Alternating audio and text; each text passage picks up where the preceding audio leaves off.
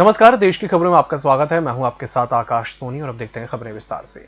गुजरात के पूर्व मुख्यमंत्री केशुभाई पटेल का गुरुवार को निधन हो गया। केशुभाई पटेल की उम्र 92 साल थी। उन्होंने अहमदाबाद के एक अस्पताल में अंतिम सांस ली। गुरुवार सुबह सांस लेने में तकलीफ होने के बाद केशुभाई पटेल को अस्पताल ले जाया गया, जहां उन्होंने अंतिम सांस ली। केशुभाई पटेल ने 1995 और 1998 से 2001 तक गुजरात के सीएम के रूप में कार्य किया। 6 बार गुजरात विधानसभा के सदस्य रहे।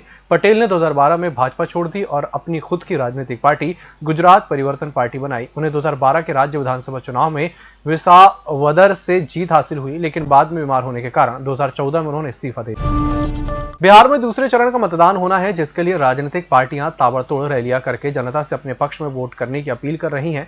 इसी क्रम में भाजपा सांसद मनोज तिवारी चुनावी सभा को संबोधित करने के लिए पटना से हेलीकॉप्टर के जरिए मोतिहारी जा रहे थे, लेकिन उनके हेलीकॉप्टर का संपर्क टूट गया। इसके बाद उनकी पटना में आपात लैंडिंग करवानी पड़ी। गनीमत रही कि इसमें सवार सभी लोग सुरक्षित हैं।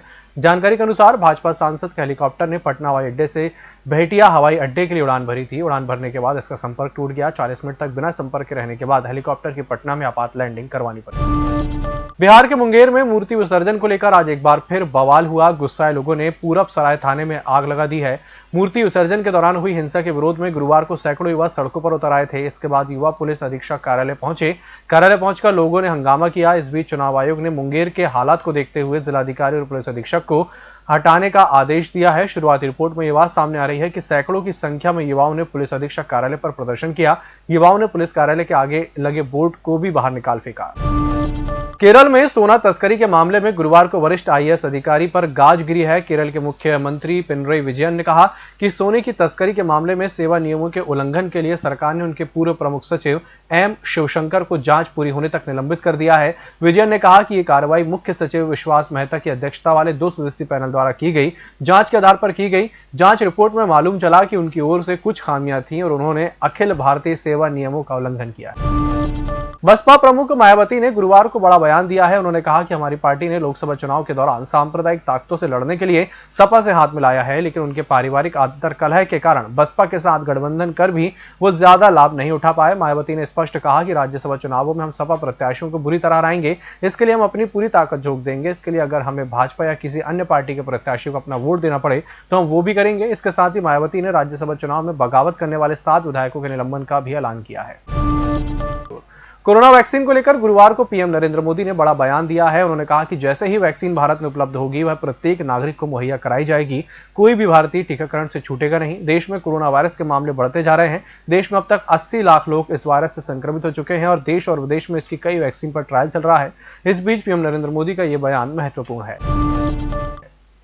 देश में कोरोना वायरस के दैनिक मामलों में गिरावट के बाद पिछले 2 दिनों में बढ़ोतरी हो रही है। बुधवार की तुलना में गुरुवार को कोविड-19 के नए मामलों की संख्या बढ़ी है। बुधवार को जहां 43,893 नए मामले सामने आए हैं, वहीं पिछले 24 घंटे में संक्रमण के 49,881 मामले दर्ज किए गए हैं। इसके अलावा देश में कोरोना से ठीक होने वाले मरीजों की संख्या 73 लाख के ऊपर पहुंच गई है। वायरस के कारण 517 लोगों की मौत हुई है।